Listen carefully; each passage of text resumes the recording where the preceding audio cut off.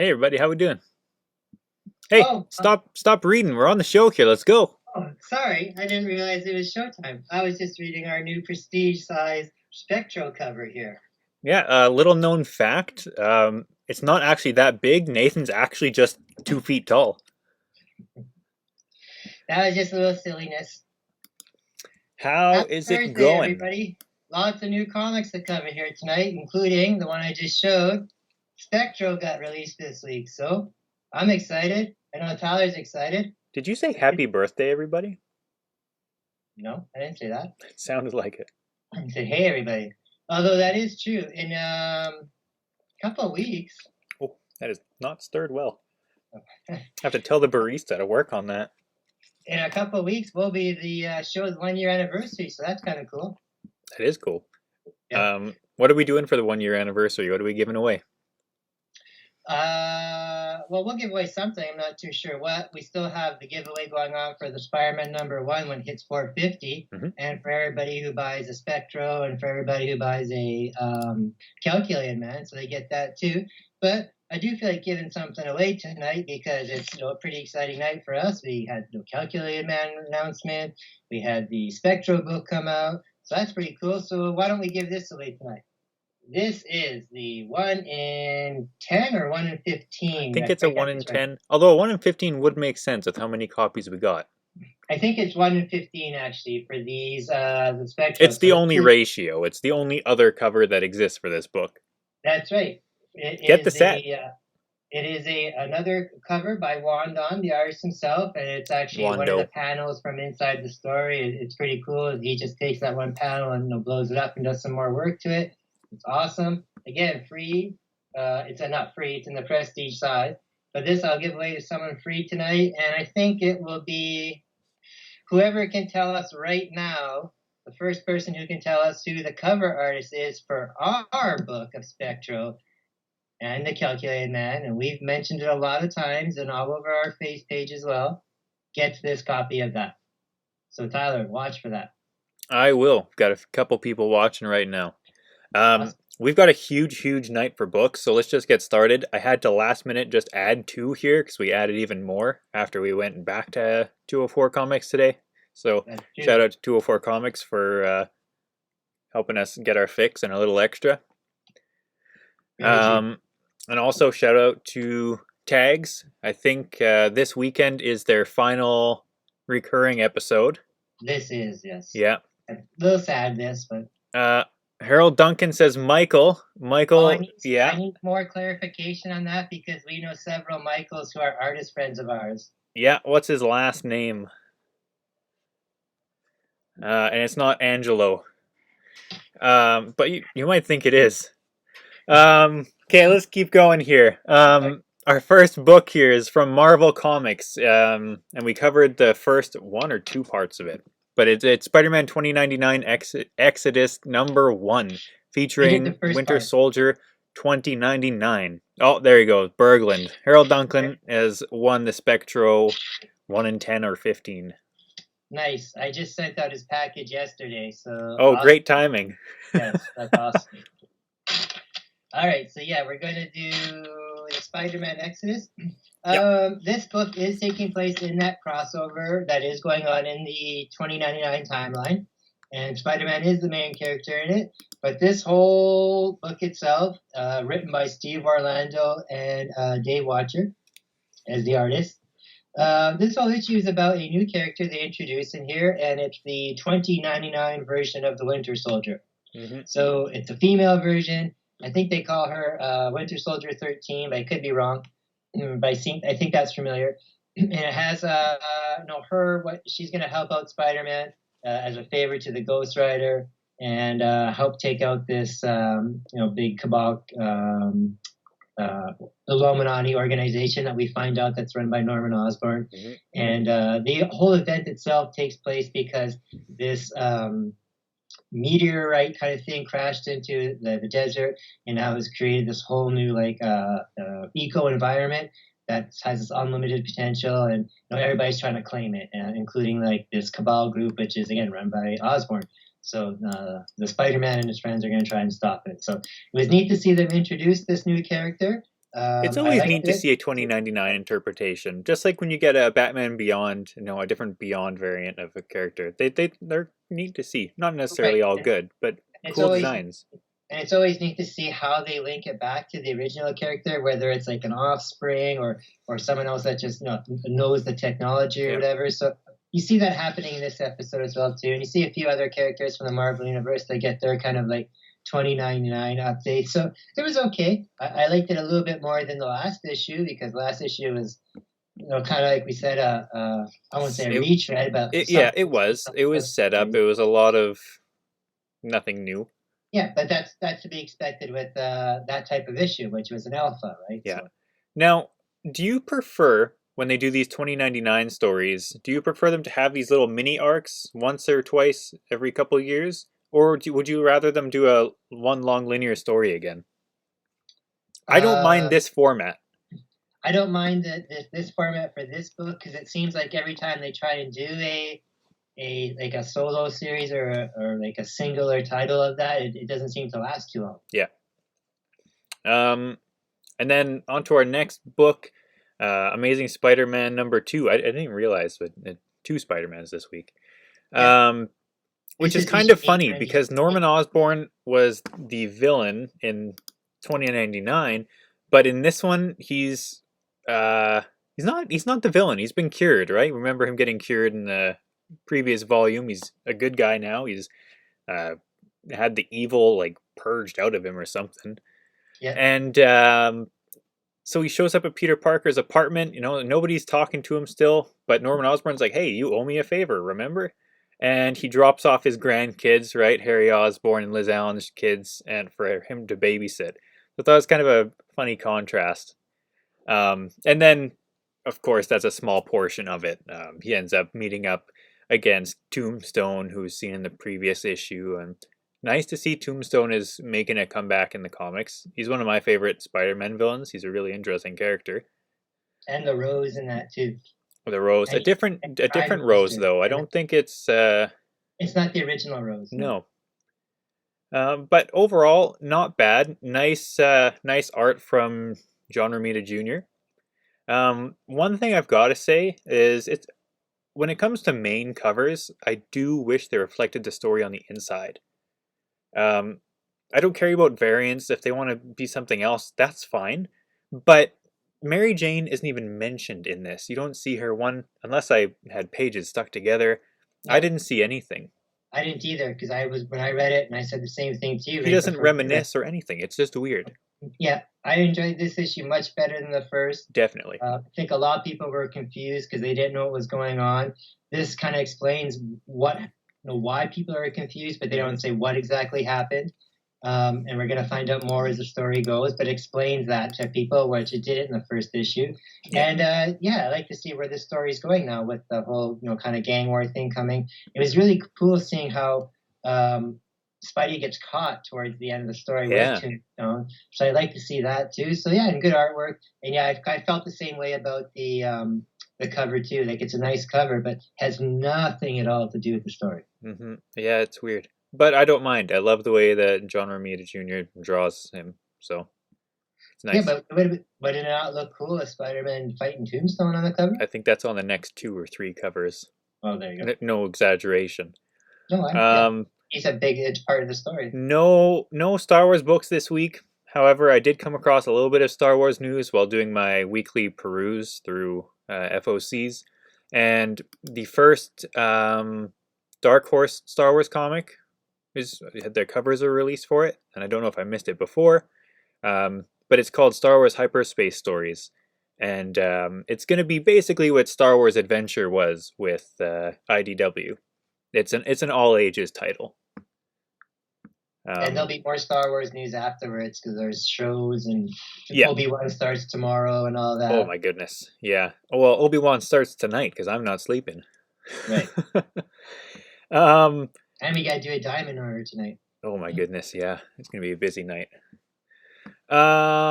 Next up we've got from DC Comics, and if we're going through this fast, just let us know if you want to know a bit more. Like I said, we've got probably close to 18 books here tonight, so if you want anything in depth more, just let us know. But next we've got Batman Fortress. Yeah. The first DC book of the night, and this one is written by Gary Whitta, and the art is by Derek Darick Robertson, with an A, not with an E. And this one is the start of a neat kind of Batman story. Something has wiped out all the electricity, which we find out starting in Gotham, and then we find out later on it's throughout the whole world, and everything's been wiped out like EMP style. Mm-hmm. And we don't find out too much about it here. We kind of find out a little bit. It might be supernatural related, like something has come in, like satellites or spaceships or something. So we don't really know. Batman can't get a hold of anybody, of course, and especially Superman.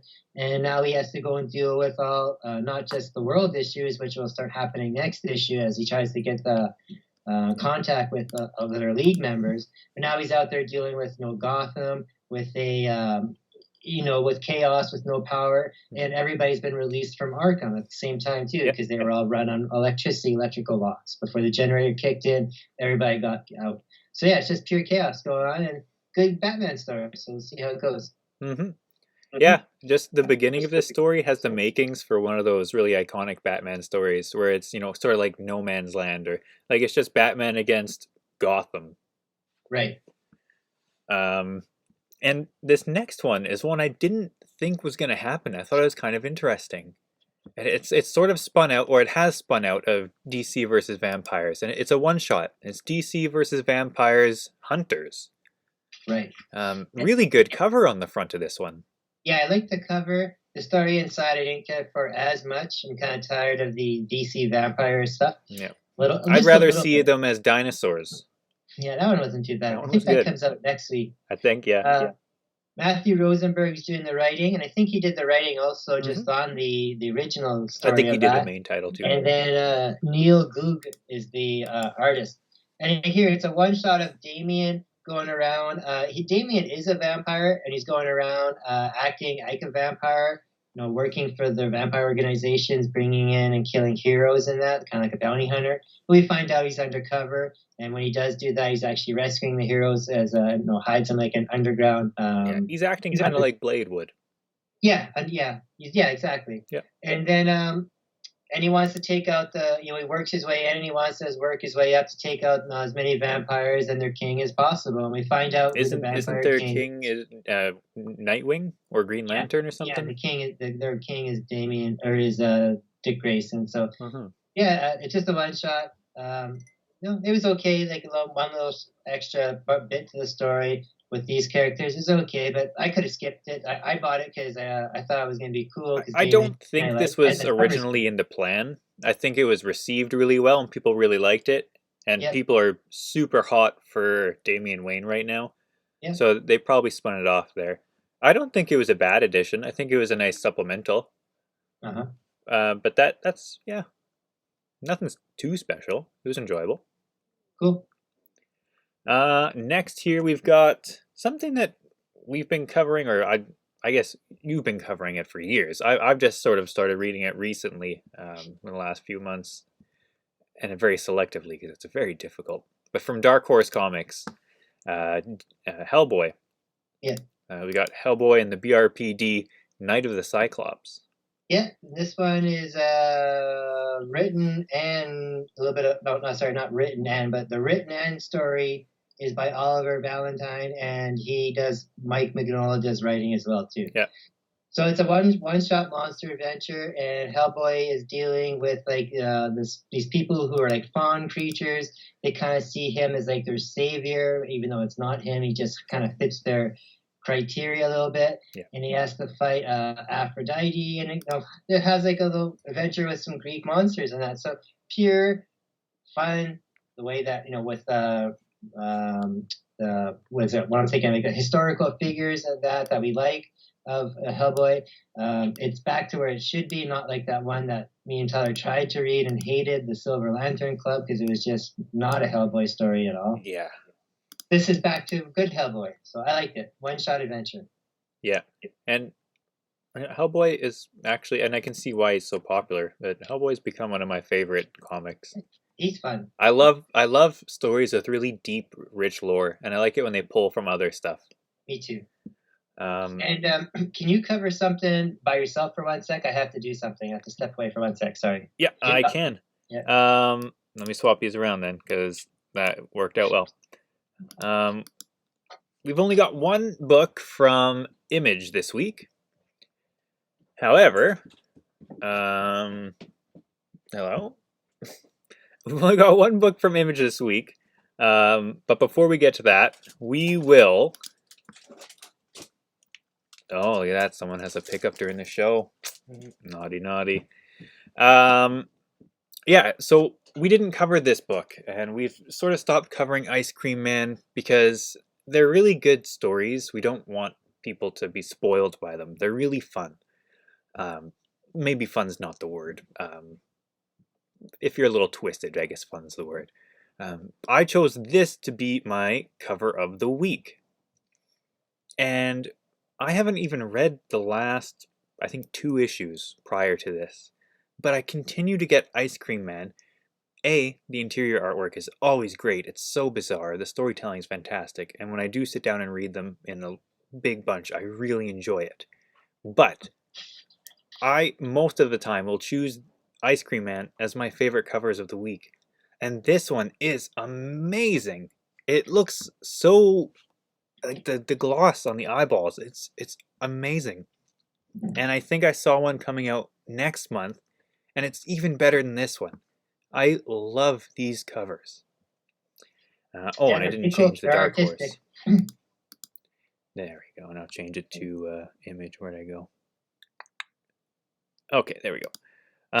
But yeah, so like I said, we don't cover Ice Cream Man so much anymore because it spoils the story. And it's kind of like if someone told you what happened during an episode of The Twilight Zone. It spoils the entire thing. And it's not new. Right? It's not new. That we bring attention to new stuff. Everybody knows Ice Cream Man now. Yeah. And our next one from Image, the one that we did cover this week, it's not new either, but it's a sequel. And it's one of your favorite, I guess, artists. I think they also write stuff as well, America and Delpho. And that's Unnatural Blue Blood. Right, yeah, she's writing this one, and she's been writing and doing the artwork for Sweet Paprika, which has been one of the bigger ones of the year. And she does tons of a very dirty book, that one, but the artwork is really nice. Even on the panels, where they're not doing adultery. Yeah, and this is one of those books that falls into that. This is one of the first books, actually, where I discovered Mirka and Delpho's dirty art. And this is a continuation of it. Mm-hmm. Although she's just doing covers, she's not doing artwork inside. It's Ivan Badarella doing the art on the inside. And this is an adult theme in a sexual comic series, and like I said, Tyler is a sequel. And it is anthropomorphic. Yes. It's okay. We'll dub it over after in post, and your mouth will be going, but it'll say anthropomorphic. Animal creatures. It's a world of them, and it's very, very sexual. It's drawn sexual, has a lot of sexual content in it. And what it is, the main character. I mean, you got to admit, for a pig, she looks pretty good. Right. She's a pig. Her name is Leslie, and she kind of saved the world last time, and it had some supernatural stuff in it. And now there's something else going on, and she's involved with it again. She has horrible dreams and wakes up, and stuff has happened. So it's neat. It's sexual, has a little bit of supernatural to it. I like it. It's been popular because, like you said, this is a sequel. So yeah. And then our next book is also a little bit supernatural as well. You might have heard some people talk about it recently. I know someone was just reading it about 20 minutes ago. Spectro. Yeah. And of course, this is, I know it's automatically your cover of the week. I tried to be unbiased and choose a different one. It is my cover of the week. It is an awesome cover. It is. So why don't you tell us about it? We got 4 stories in it, right? Yeah, and I have a little synopsis on each story. So we know this is, again, done in the prestige format size from Aftershock, and it is done by writer and superstar artist Wang Do. So the first story is about a guy who uses a pretty much almost what we have nowadays, futuristic kind of app to help control his weight. So it helps him with like the way the apps do nowadays. You know, they have scales and that talk to you. They kind of give you positive reinforcements or tell you when you're doing something bad. You know, they track everything, all your diets and that. And it gets to the point where it actually kind of takes over his life, and it gets to the point where if you don't do what it says, you know, there's consequences in that. So again, a lot of these stories are kind of like Dark Mirror, that series that was on Netflix. Black Mirror. Black Mirror, and then or Tales from the Dark Side or The Outer Limits. You know, has that kind of weird scientific, is this good or bad type feel to it. It's a little bit more future-y sci-fi than Black Mirror is. Yeah, exactly. So yeah, it's more of a space scientific horror type. So that was the first story. So I really like that because again, it gets pretty creepy. What happens when there's consequences to not following the app? Consequences. Yeah. And then the second story is again more science, and they kind of have a little bit of a common theme going through them. Some things get mentioned, you kind of hear it in some of the stories throughout. And what the second story is about this League of Planets. And they're like an Illuminati society that is like very, very science. All the rules are based on science. And each of their heads is a planet. And in the last few years, many of us have known that Pluto is no longer referred to as a planet. Mm-hmm. So all these people in here are assassins and stuff like that. So something you'd see like with like the Assassin's Guild type of thing, that they all have these giant planets on their heads as they sit around as like masks, like the Court of Owls or something. Yeah. So they all sit around like that, and they've all voted to eliminate Pluto because she's no longer considered a planet. So they're just going to wipe her out. She doesn't no longer exist, and they're all sitting there talking about her and that. And then something happens to kind of put a twist on that story too. So that's kind of cool as well. Again, all very space oriented, and how they're going to kill someone just because science no longer thinks something. So we've seen stuff like that in the last few years with like evolution and like even COVID and stuff like that. You kind of relate to it. Some people believe in it, some people don't. Mm-hmm. What's the third story?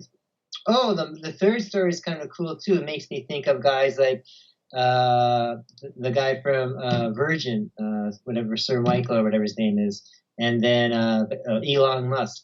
This kind of story relates to them, where these guys have become or even like Bill Gates and Amazon do. Yep. These guys have all become the most powerful and richest people in the world, and then they start using their money to better science, and then to keep going bigger and bigger and bigger. Well, this one guy in the story here does all that stuff, and he wants to travel to Mars and be the guy to travel up the tallest mountain there, which is like the tallest mountain in the universe type of thing. I forget the name of it. Mount Olympus, Moss, or something like that. It's a real Super Mount Olympus. No, it's called Mount Olympus, yeah, because of that. And but it's a real place on Mars, and so you hear him talking about all the sacrifices he's done and all the billions and trillions of dollars. He became the richest man on Earth and spent all his money into this, and it shows him like walking on this Martian Terra outfit, right? This Martian background up this mountain, and he's the guy that we see here. This is the guy that's doing this. So he gets to the top of the mountain, and this is all being streamed back down to Earth and everything with all his technology. And the suit's been programmed to get him there at all costs, no matter what. So when you hear him narrating, when he gets to the top of the mountain there, and the helmet turns to you, he's dead already. Mm-hmm. He's dead, and it's just a skeleton that gets up there, but he's still the first person to do it. That's all that mattered. So that was kind of cool too, because there's a neat twist on that one. Yeah, and again, that's the cover, and that's kind of like the Spectro mascot kind of. And then the final story, and again, very space related as well. You have you have a woman scientist who travels to the ISS, the International Space Station, and when she gets there, she finds out all this staff, the crew there, have been infected with like this alien virus, and they want to use her to get back down to the Earth and spread down there and become more powerful as well. So she's dealing with all this alien guy or this guy who's possessed by this alien, flowing kind of viral thing, and trying to kill her and capture her and get back down to Earth. And then she deals with that in a very Ripley type of way, and that's what our cover is based on. Our cover for the book is based on that. It has these alien creatures here that they're not aliens per se, but it looks like they're aliens. But these are humanoid people that have been infected with the virus, and now they're stalking out the rest of their crew there. Yeah, so that's sort of where Michael's inspiration was, where it was like the dark, inhuman side of humans, where they're human but not quite. Right, and that's what even said all this what we think is fur there. It's actually tendrils of flowing masses, kind of like a venom would be type of thing, or like a symbiote, not like a venom. So that's what these creatures look like. But so yeah, that's the book itself. It's amazing. I love the large format. I know so many people don't care for it. I know it's a little tough when it comes to shipping and it comes to bags and stuff, but it's so good. Wando's art inside is pure enjoyment to look at. Like the one story I was mentioning to you about the League of Science, the planets. Like this is it's amazing. I like that page. Yeah, it's so cool. So everybody, check that book out. Not even just from us, just read it if you can. Mm-hmm. But I do appreciate everyone who does and does buy it. Does and does. Does and does. That's the Jim Carrey talking. We watched Sonic 2 just before we went live here today, and I think you heard too much Jim Carrey. Next we've got here 5 books, so strap in. 5 books from Source Point Press. Mm-hmm. And we had 3 or we had 2, and we picked more up because that's what we do. Actually, I think we picked up even another book after these. And we kind of figured out last week that Source Point Press seems to be to be like a launching pad for everybody, or not for everybody, but for a lot of independent artists and writers. Because the books that come out for them, each book is totally different, not just story-wise, but artwork-wise. Yeah. Like completely different. And on different levels, too. Some look like a little bit more polished, and some look a little not as polished. Mm-hmm. So I think it's kind of like one step up. I won't say one step up from Kickstarter, like in a bad way. I think Source Point Press is a place that if you're looking to do like a horror book or a science fiction type horror book, that's the place to go and to do it. Yeah. So the first one we have here is 5 Bullets, 6 Men. Yeah. This one is neat too because it's actually a little bit thicker book with a square bound. So what I would call like a graphic novel, or what I would used to call, or what they used to call the prestige format in the old days. So regular comic book size, but just a little bit thicker and square bound. But definitely worth it. It has the artwork inside is just like what's on the cover there, except it's in black and white, mm-hmm. and it's your typical hard-boiled detective story with detective story with that crime noir feel to it, and it felt like to me when I was reading this a lot of like a Tarantino influence, because what the story is the 5 bullets, or sorry, the 6 men are. 5 of them are dead, and there's one guy that killed them, and the detective's trying to figure out who. And the 5 bullets are from the revolver that one bullet killed each man. And they're all sitting like at a poker table playing poker. And these 5 men all happen to be like 5 mob heads, some of the most powerful guys in the city. So getting them all in one room is kind of an achievement in itself. And it was good. So I liked it. So the detective. He's just a regular detective. He's not on the cop force, but he's working with the cop force on this. He's a consultant. And he has to figure it all out. So I liked it. Yeah. It has a neat twist, and that's why I think it's Tarantino as well. Like has that Tarantino feel as well. Yeah, it's sort of got like a Sin City vibe to it. Oh, for sure. Show all the back things. Next we've got book number 2 from Source Point Press. Okay, which book is that? Nightmare Man. Oh, this one I like too. And again, this one is a one-shot. This guy on the front makes me think of Steven Tyler. I thought he kind of looked like more like Lobo, but like not alien It's just Lobo. the mouth. His mouth is huge. It just makes me think of Steven Tyler. He's got the big Yeah, shades. yeah. This guy's kind of like a demon, and this is a one shot as well too. But it looks like it's kind of gonna lead off into more. It kind of looks like they were trying it out, Yeah. and Yeah, I it's really well, this like. one's just a one shot.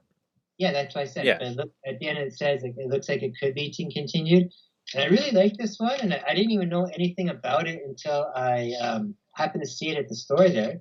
And again, the That's like first almost with every Source Point book. yeah, that's what I mean. They just seem to put out a bunch of stuff that's like it's neat to see. It grabs your attention because you do know nothing about it, and there's just so much. It's like what randomness. Dark Horse used to do, where they just took almost every like new independent property and just put it out. If people liked it, they printed more. If they didn't, they left it. For sure. And So that's what? their tactic going forward. They have a ton of properties they're working on right now. Yeah, because someone bought them. Yep. You got Matthew William doing the writing, and then you got Matt Drobe doing the art. And I like the art in here. It looks very much like the cover. And this is kind of a weird one. It's a guy who's talking to his therapist, and he's had some rough issues the last couple of years. The guy, much like anybody, he's gone through like, some divorce, and his life's kind of in the dumps a little bit. But he's trying to get over it. And he's talking to his therapist about this guy who he keeps seeing every day in the coffee house that he goes to every morning. And this guy is the guy who used to torment him in nightmares as a kid, like for years. He was his nightmare man. And I mean, so Steven Tyler kind of tormented my nightmares too. The dude's mouth is so as he's talking to the therapist here, the guy is describing all his nightmares that happen that he remembers from being a kid that this guy is kind of seeing is like bringing flashbacks of. And the therapist tells the guy like, this guy isn't really a nightmare. This is like all your stuff coming up now. This guy kind of resembles like him, and your brain's just like causing you as a trigger, and this is what it is. And he's like, what you should do is just approach this guy and just tell him what you're thinking, and then he might think you're crazy, but you'll know that you're not, and this will help you get through like some of these emotional issues. And the guy's like, well, whatever, okay. So he goes out for coffee the next morning, and he sees the guy at the table, and he works up some courage to go over to talk to him, and he gets there and he kind of turns around and walks away and chickens out. But then he comes back and he talks to the guy. And he tells the guy all this crazy story and that, and the guy's just like, no, fuck off, what do you want, and whatever. And he says, okay, you got a minute to tell me your story. So he tells him the story, and the guy goes, oh yeah, don't you think I'm crazy? Ha ha ha. Well, thanks, that's what my therapist told me to do. And he kind of walks away. He's like, no, I don't think you're crazy. And he's like, because I am that guy. So it turns out the guy really is the nightmare guy. That's what it is. So what this guy is, and he doesn't always look like that. He just takes whatever form people are afraid of. So he's kind of like Pennywise. So he just goes around and he's just there having coffee that day. And yeah, he just goes, and that's what he does. He is this nightmare dude. So there's got to be more stories from that. So it was kind of cool. I liked it. It was a neat twist. It is a neat twist. Another one that's a nice twist, again, Source Point Press, book number 3, Ultramax. We've covered a few books that are sort of in prison, Shawshank Redemption, The Green Mile, sort of similar. And even some that even had the superhero part to it as well, which this one does. Yeah, and it's a nice cover, and you were showing me some of the interior stuff, and it seems really interesting. I didn't get a chance to read this one. This is one of the ones we picked up last. Yeah, I didn't know anything about this one either, and I saw it, and the cover was cool. I kind of figured Ultramax must have meant some kind of super prison, because the guy looked like he was in an outfit there. Yeah. So I picked it up, and this one was really good. It was written by Doug Wood, and Michael Picard is doing the art. And I quite enjoyed the art in here, very scratchy and rough. And this is a supermax prison, but supermax in the sense that's like for supervillains and criminals with powers and that are kept. They have like power. Like the Raft would be or Arkham Asylum. Yeah, exactly. But when they're there, they have those power collars on that dampen all their powers. So this one guy gets sent there, and he's the guy on the cover there, the guy at the top, and he's just a normal dude. He has no powers. Pardon me. and he's there. He's going to jail for he killed like one of the best superheroes in the world. I think his name was Red Hawk. And most of the guys, or a lot of the guys in the jail there, were put in there by Red Hawk. So this guy gets put in there, and he has to deal with like all these different people that want to come after him. Other villains that want to make a name for himself. All the people that run the jail because he killed a hero, and he has to just kind of deal with that. So it's kind of neat. Yeah. It seems that Source Point likes these little twist stories because next we've got Good Boy Volume 2, number 1. And Yeah, it didn't get too many issues. I thought this would have been number 4 or number 5 or 6, whatever it was at.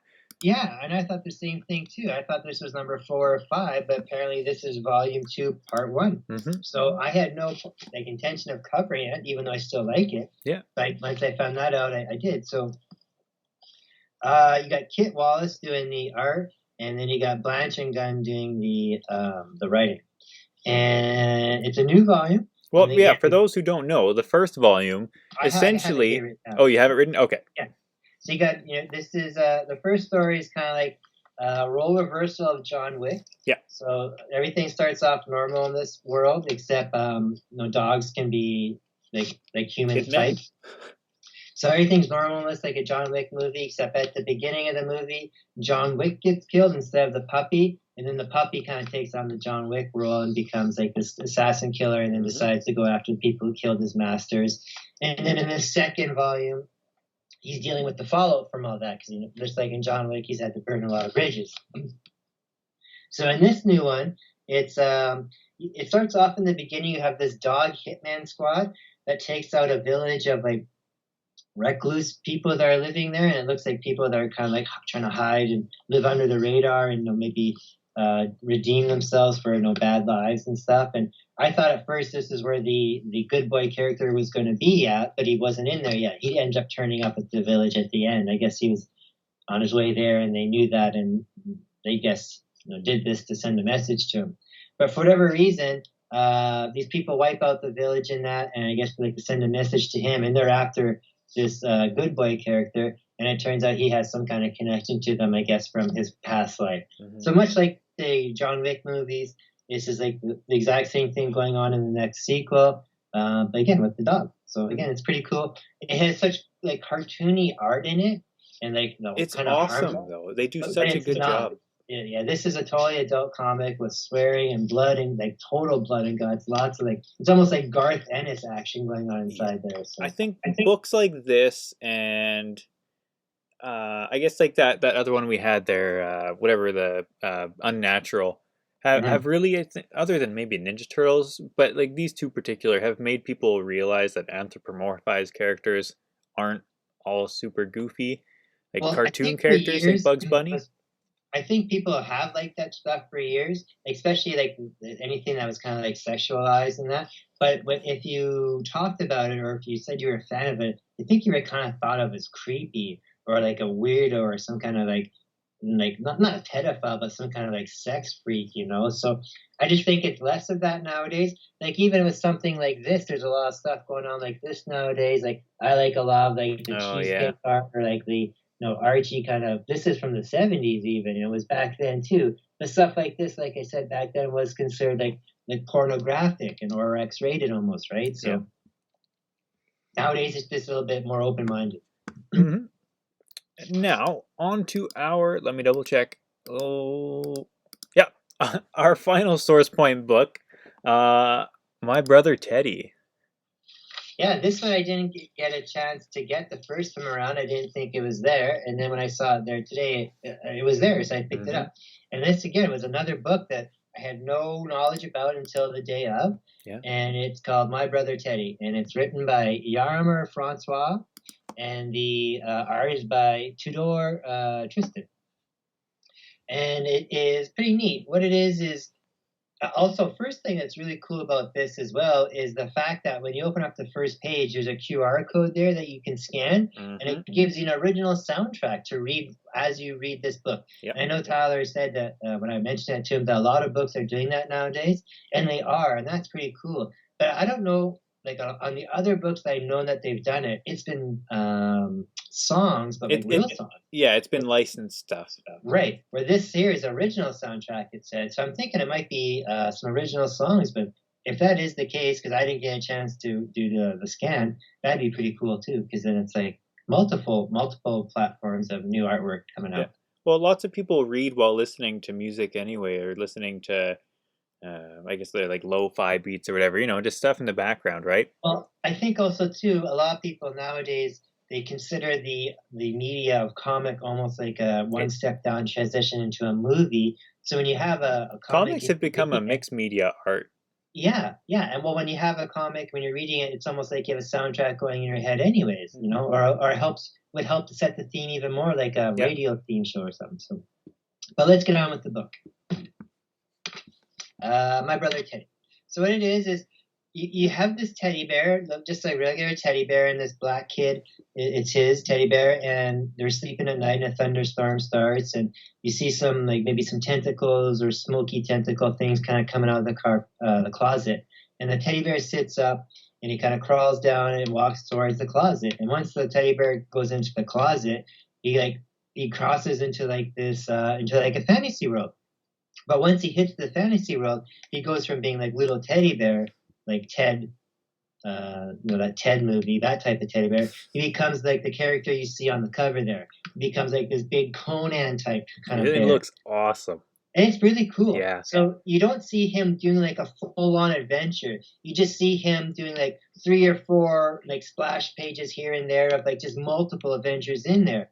And and it says, oh, he did this, and did this and this. So this happens. You don't know if it's like overnight or if it's every night or what. But then towards the end of the story, he gets kind of hurt, and he gets his crown taken away that he wins out there, and then the kid, I guess it ends, and the kid's there, right?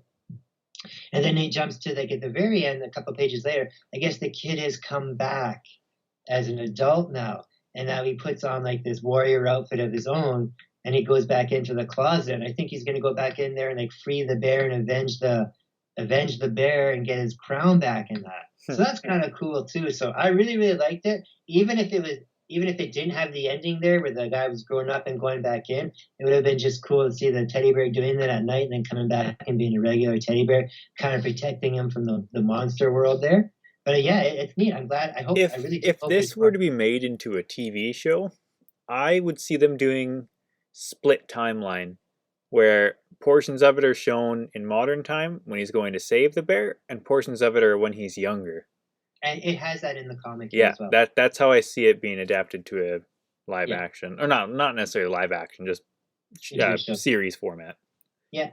But I mean, there's not a whole lot of him being as the young kid there, because it kind of seems like I feel like when you're in that closet world, time goes fast type of thing. Yeah. But I mean, still, not as much as like a split thing like we've seen with like Parasomnia, Maze book, yeah. Next, and that's our final source point. So good on Source Point for giving all these creators a voice, a voice, and a platform, really, because artists don't really speak. They're famously mute, actually. Next up, we've got from Vault. I think we might have 2 from Vault, actually. I think it might just be this one. Fox and Hare. Yeah, this one I've been waiting for a little bit. It might have been pushed back a little bit. I think so. Thing too. We thought we'd seen this a while ago. Unless it was a one-shot prior or something, or a preview. Mm-hmm. I can't remember. I don't think so. Maybe I think we might have. It does look very similar to that Black Cat cover where she was in like an Iron Man outfit. Right. No, I definitely remember the Fox and Hare in the storyline part.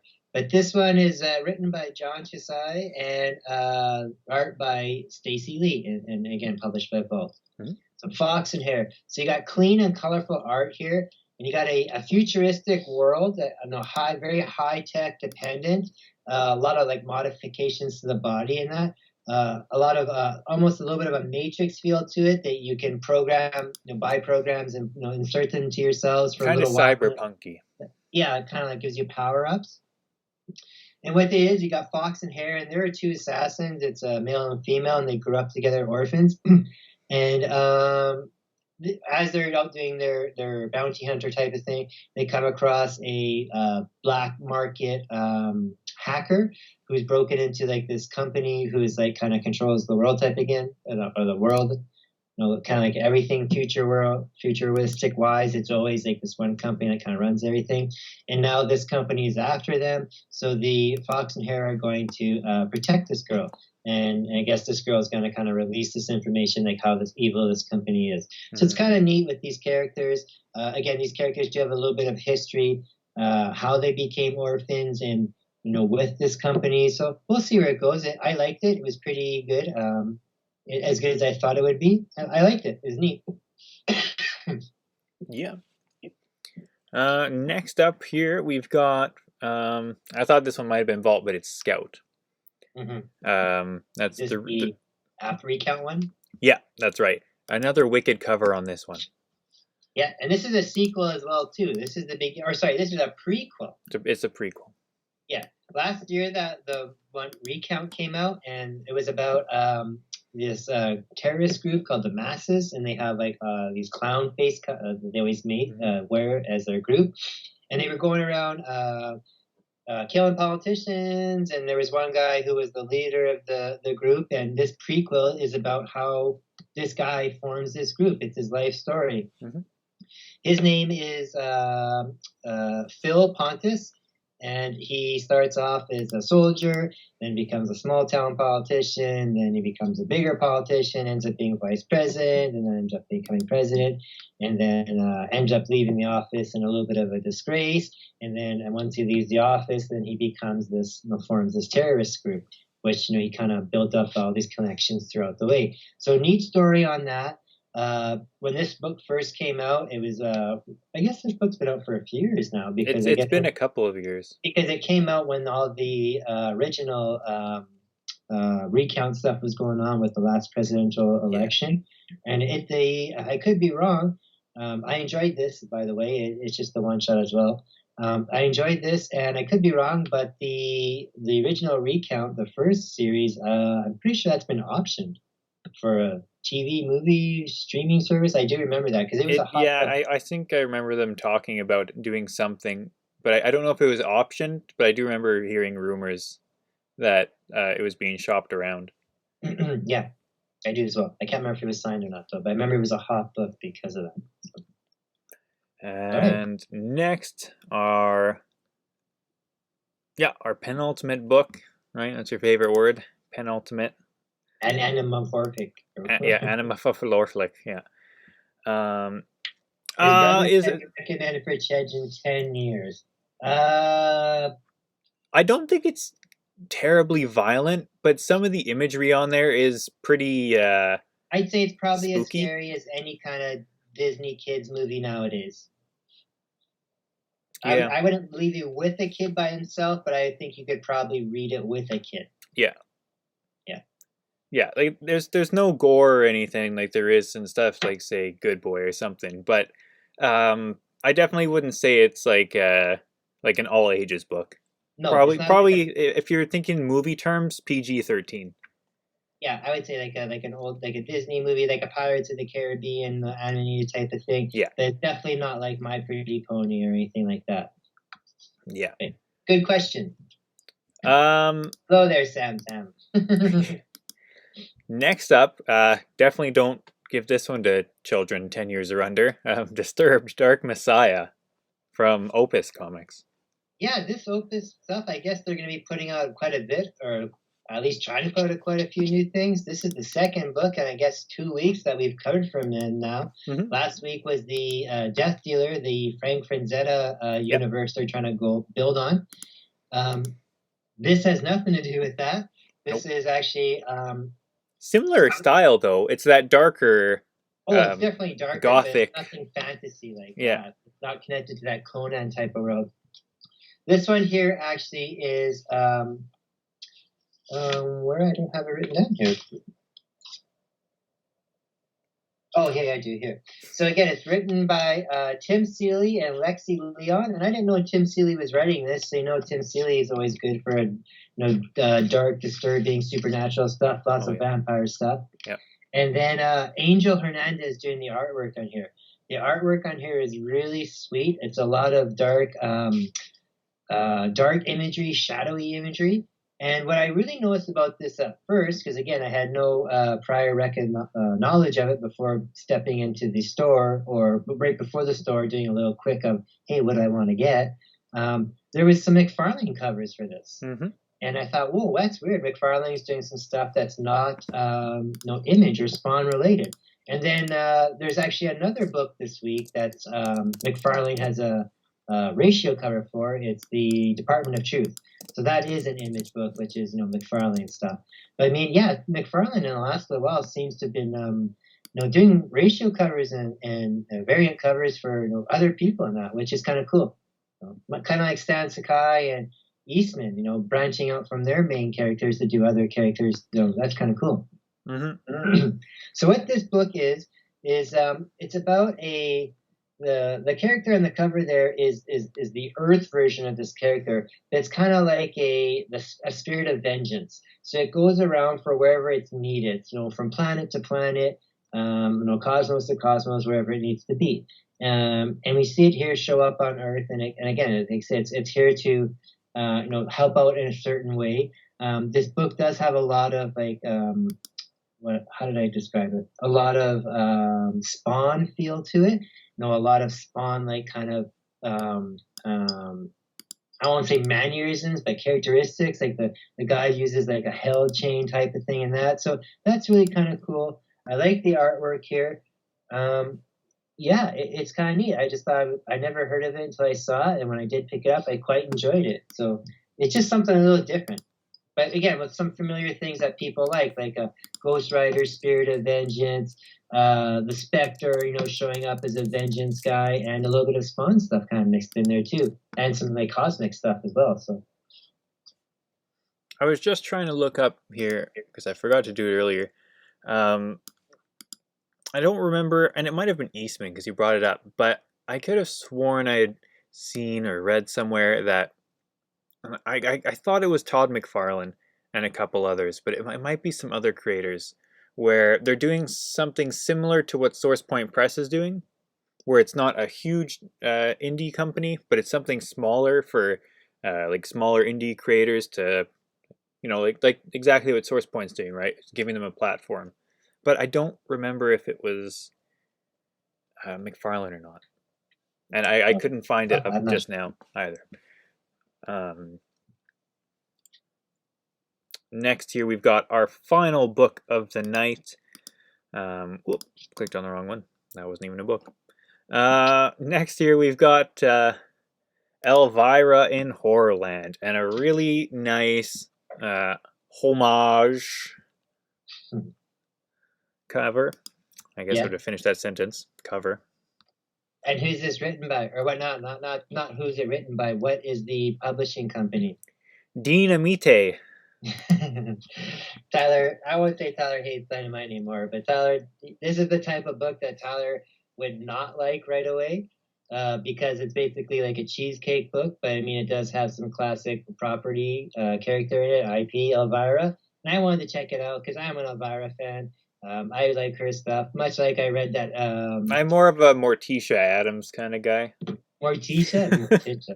Oh, for anybody who's an Addams Family fan on YouTube right now, the MGN channel or MGM channel, I guess whoever has the rights to Addams Family. Amazon owns MGM. Oh, okay. Either way, but it says just MGM. bought them. You just look up Addams Family on YouTube. They're streaming Addams Family nonstop. The original. Addams Black Family. and white. Yeah, the best ones. So they're watching those right now. But yeah, so that's sidetrack. But Elvira, cool character. I always liked her. They've had a few of these goofy little mini-series with her in the last few years. I read a couple before. They weren't too bad. I like the Betty Page one that's going on right now. They have similar ones like that. I like Elvira and Vincent Price, just for the covers, though. Yeah, there's lots of good covers, so that's why I wanted to check this out. There's lots of good covers for this one. She's an old lady now, like she's in her 70s at least, She and still does show us. She still does like I appearances and just saw stuff. her. She's doing a show this weekend at Comic Con. Yeah. And she looks amazing still. I mean, obviously she wears makeup and that, for but her she age, still looks she looks pretty good. I think she's cool. She's super funny. Yeah, it's a good book. Check it out if anyone's a fan of that. It's just fun. That's all the books we've got.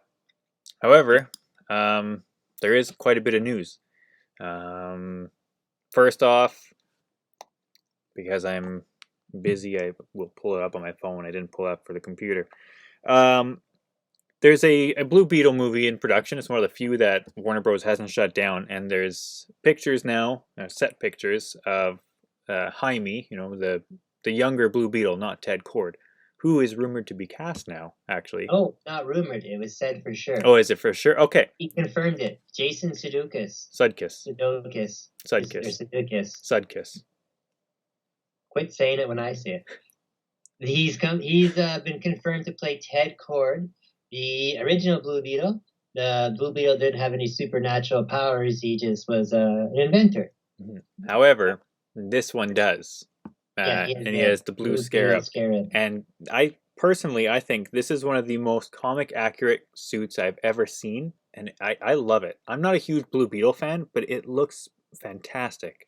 So we'll see. Oh, maybe it's too bright. I'll darken it a bit. It looks not too bad. Yeah, it looks pretty good. It does. It looks... where are we? There's a wider shot there. It looks really good. Pardon my not being readiness there. Another little bit of news is everyone was screaming and raving about how She-Hulk didn't look finished. They have updated the trailer somewhere. I don't know where it is, but they've updated the look. She doesn't look perfect still, but she looks more real. She looks less cartoony. It's small changes, like they've added pores, like skin texture, and even just that little bit, her eyes don't look as glossed over. She looks more human, I guess. And we said they would do that. Yeah, it's subtle differences, but it's enough to make her not look creepy. Mm-hmm.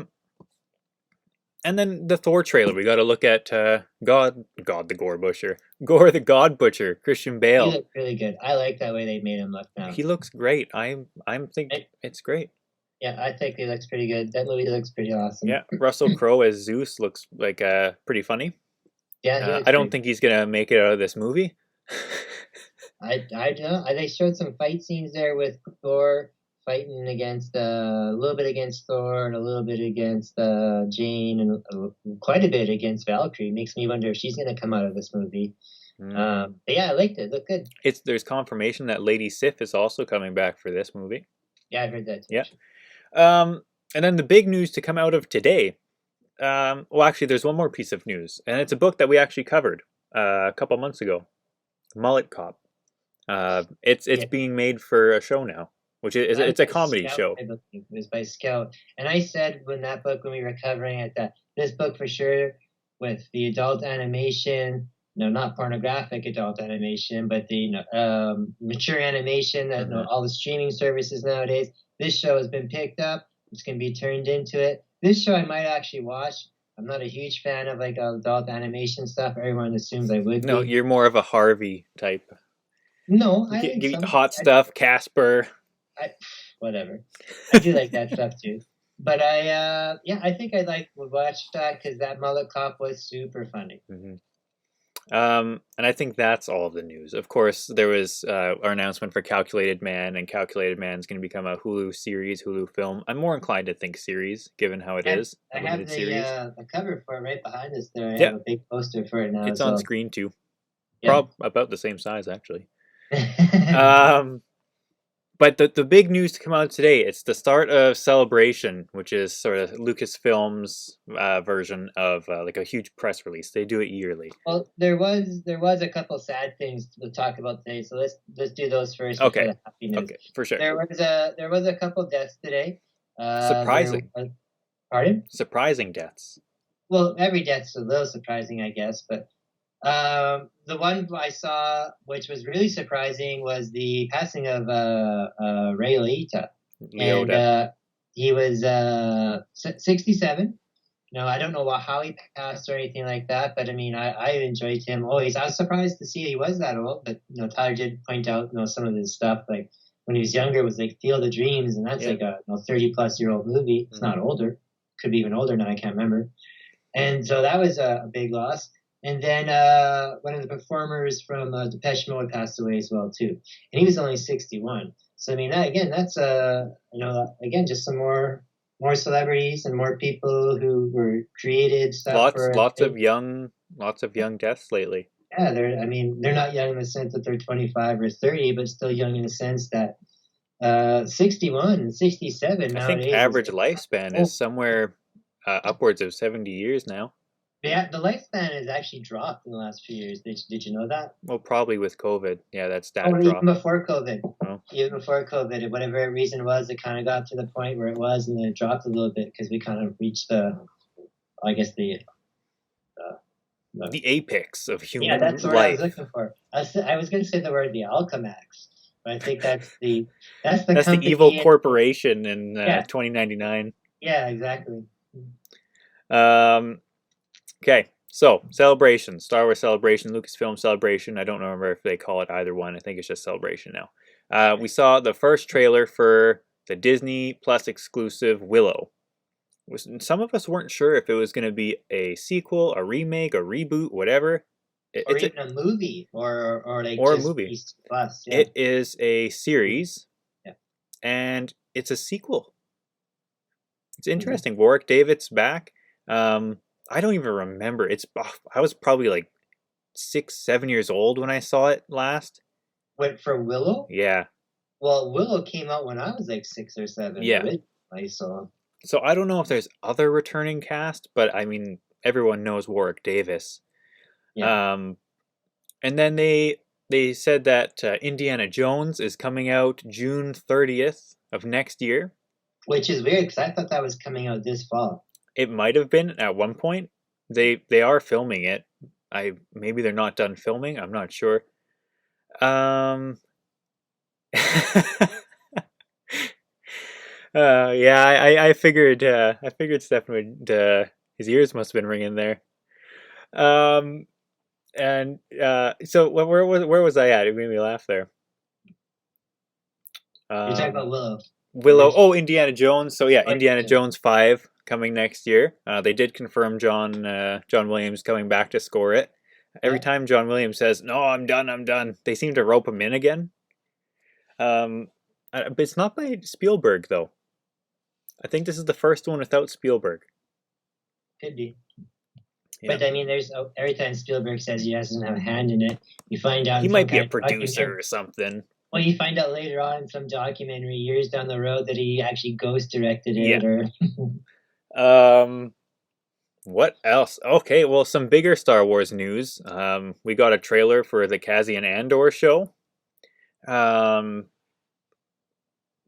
I didn't think he particularly needed a show. However, he is one of the more interesting characters to come out of Rogue One. Who knows? I thought his arc it was started in Rogue One, where he started as a bit of a dick and got better by the end, sort of redeemed himself. Because prior they talked like he was doing some pretty shady shit for the rebels, sort of questionable. If you want something done that's a little bit morally ambiguous, you ask him. So could make for an interesting show. We'll see. Harold Duncan just said here too that the Alan White, the drummer from Yes, also died. Yeah, I saw that there. Yeah. And then we got a few more announcements for Star Wars. The Mandalorian is starting in February of next year. Mandalorian season 3. The Ahsoka show next year as well.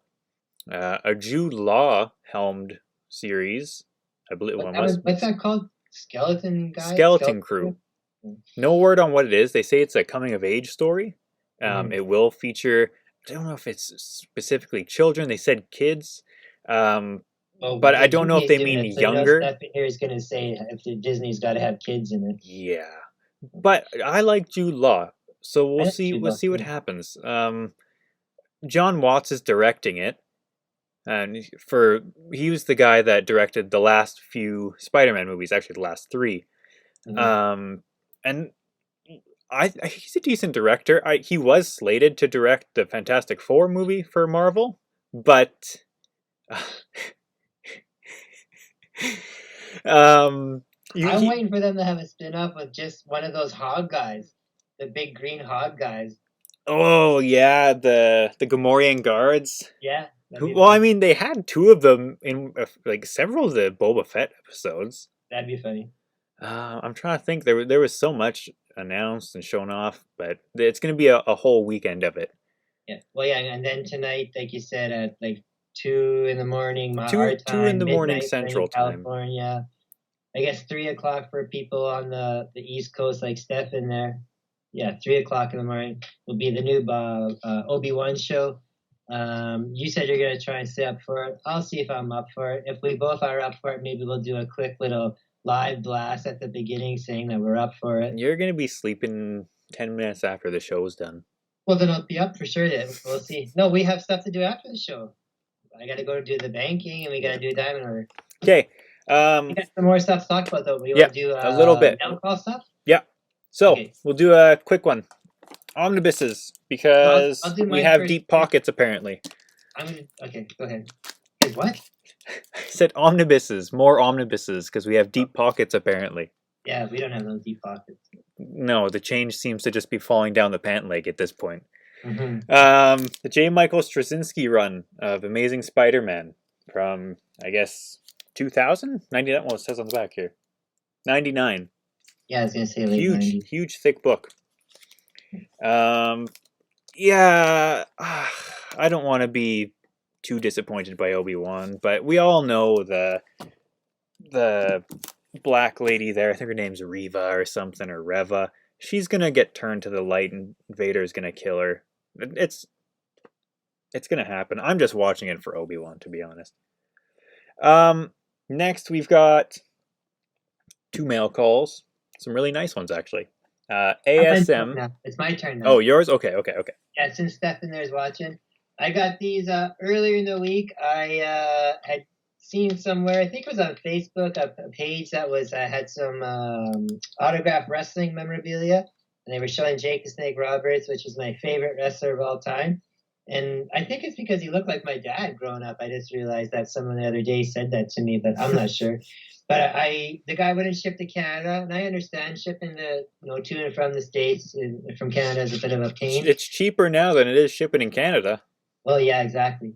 So now, with Stefan being out of Florida and that, I was able to use his address there. So, and then they sat at the border for a good 3 weeks to a month. I know Stefan was kind of didn't you buy these like a week or so prior to his passing? I think you had bought them just before. No, Jake never died. I bought them the day after Scott Razor Ramon Razor, died. Scott Hall, right. So I got this one here, which is this one was from they printed them from the World of Wheels. And I remember that because my dad used to be in the printing business, and when the World of Wheels came to town, that his print shop there would print them out. And this, I swear we had this one as a kid. I swear we did. Jake the Snake as signed for a World of Wheels show. So maybe my dad can mention if he remembers that, or somebody else there, Jeff Duncan, might remember as well too. And then this other one here too is actual photo of Jake the Snake and fighting the Undertaker in one of his more classic all we see matches. is his crotch. Oh, sorry. Jake the Snake and against the Undertaker, and again signed by Jake the Snake, and these all have COAs. They're all been authenticized. And this stop laughing. And then this one here, I really liked it because not only is it just Jake the Snake and the Undertaker, but it's the Jake the Snake, the pants there that is one of his most iconic pants there that I actually have the action figure for as well too. It's a WrestleMania pants or something like that. And this is one of the super hard ones to get. It's actually worth a few bucks. And I saw that there too. And this is one of the best pants of Jake I remember. The other best pants of Jake I remember is again this one. where it was like green pants and he had like serpents coiled all the way up. I and he think had that's those, what his that's the LGN figures and stuff like that, and that's what the one probably for He-Man looks like. that's the one I'm looking at, yeah. Yeah, and then speaking of the He-Man ones at the same time, and Scott Hall, rest in peace. I like He-Man stuff, and I like the old retro wrestler stuff, and that. And I found these at Walmart this week, and I have never seen any of these anywhere. And this is Wave 2 already, but again, it's a Razor Ramon. In the Wave 2 is NWO probably, or stuff. Wave 1 is probably stuck on a shipping container still. Yeah, exactly. But we never heard about these even or seen them. And again, this is Kevin Nash. And again, in their NOWO stuff. And they're in the He-Man style. And they're also, again, like in the Superstar style. So in the old days... The Also LJN by Mattel. Stuff, yeah, exactly, from Mattel. And in the old days, the LJN, all the wrestling figure stuff was part of the Superstar line. And that's what the Saturday morning cartoon, or not cartoon, but the Saturday morning... wrestling show, like before Raw and stuff like that. Their weekly show was called WWF Superstar, so it goes that here. And it says here, my dad says that we usually printed the Playboy Bunny ones, but I know we printed those ones too, because I remember getting other ones as well. And Stefan says awesome, and yes, I knew he would appreciate that, because he likes old, cool, retro junk like us as well. Okay, last two. Now it's your turn. Last two. We'll start out, well, not heavy hitters, but some gooders. Hey, my Jake the Snake autographs are heavy hitters. Yeah, so are these. Oh, yeah. And there's the office, the search. Hey, I thought it was my time to shine. You got lots of time for that, buddy boy. ASM 134. First appearance of the Tarantula. That pretty classic cover. A lot of people get this cover and appearance mixed up with Spectacular Spider-Man #1. Yes, because they're almost identical every time. Yeah, similar to Ghost Rider's first appearance and then his first story. #1, yeah. And then 2 issues later, ASM 136, another very classic cover. A lot of the same motifs, like it's that yellow background, right? Yeah, yellow. Harry Osborn is the Green Goblin. Yeah. I got those off Dan Wallace earlier in the auctionery this week. He's a Manitoba dude here. He does he just has tons and tons and tons of Silver Age books there. I don't know if it's his own Some collection. people have time machines, I swear. Yeah, and his books are always like wicked condition quality-wise. So I've decided to whittle down my what I collect and stuff like that nowadays. I really have, Tyler. So I'm sticking mainly to anything that, like, all my new indie stuff that comes out. I like that. I always buy that no matter what, with or without the show. But I'm only going to be collecting mostly older Batman villains and my Spidey villains. So just stuff like that. Oh, and of course the stuff that we just showed there, like my 90s nostalgia stuff. So like your all your 90s. Oh, that's me too. With where are we? Over here with all my retro Spider-Man. I guess most of my stuff would be more 80s stuff too. Like I'm talking like the G.I. Joes, new Transformers, and your that stuff. But so that's all I got. Congratulations to Harold Duncan for winning the Spectro 1 in 10, 1 in 15, whatever it is there. Yeah. This is why you got to tune in really early, within that first 10 minutes. That's usually when we do our... Well, that was totally spur random. Yeah, you got to tune in early. Early bird gets the Spectro. Yeah. I'm going to be putting up some funny pictures this weekend, and with those big prop poster things I got. Please, everybody, I know we keep saying it, and I hate saying it. I'm not a guy that likes to be a pushy salesman, but we have to do it. Please buy our books. They're pretty cool books, actually. I don't just do random covers on things that are just like. Well, the thing with the books, we aren't doing it to make money. It's funding the next book, and we're doing it off of. We want to make money. It's just at the moment we're not. We want to make money. I'd rather just have a catalog of stuff that we've had a hand in. And yeah, it's been a great year of meeting people, especially talented people, and now working with these people. So we've supported you guys lots. I hope you can support us, and I support everybody around everybody. I just think we should, like Stefan told me one time, and it really changed my way of seeing things, throughout the world. Is that it's like if you support everybody, everybody gets better around us. If one fails, everyone fails. Yeah, exactly. Same type of thing. So yeah, we'll keep doing that. And speaking of that too, again, kind of rounding things up, this is the last weekend for the regular shows for the tags. But not to worry, anybody who likes that kind of flavor of stuff, of creativity, we're switching over to the Things Are Getting Dicey show, which I guess would be tagged instead of tagged. So it's me and Stefan playing the show on. So we're gonna have a lot of Nat Daddy flavor in there, and it is a D&D show. So everybody who wants to see some hilariousness, some D&D stuff, it'll be fun. It'll be a fun, relaxing. Anyone that's played D&D, they'll enjoy it, and anyone that hasn't, it's a good experience to watch it and see what shenanigans goes on. And it will be on the following Saturday, I believe June 4th. And it's not going to be just like a camera on a board type of thing. Stefan's a pretty technical guy. It'll be on the Roll20 platform, so it's all done digitally. It's very, very neat. Yeah, it'll be animated, and it's going to have some movement in that, and you'll just see some fun stuff in general. Like I know the people who are going to be playing. I know them through the tag site and the tags group, and they're all fun people, and they're all going to be putting a ton of effort into it, so it should be good. So everybody check that out too. But that's after this week's of tags. I don't know what else to say besides support our channel, support all our friends, support all of you. Yeah, any way you can. That was beautiful. Thank you. I have to wipe a tear. Thanks. All right, everybody. Maybe I'll jump on again. Maybe we'll do something, just a quick little review of Obi-Wan. Maybe we will like it and pretend it never existed. Who knows? Stefan will come at you for the critical review on, I'm sure, the tags page or his own page, so be sure to check that out. I'm just going to go back to reading the book. I quite enjoy it. Alrighty, we'll see everybody later.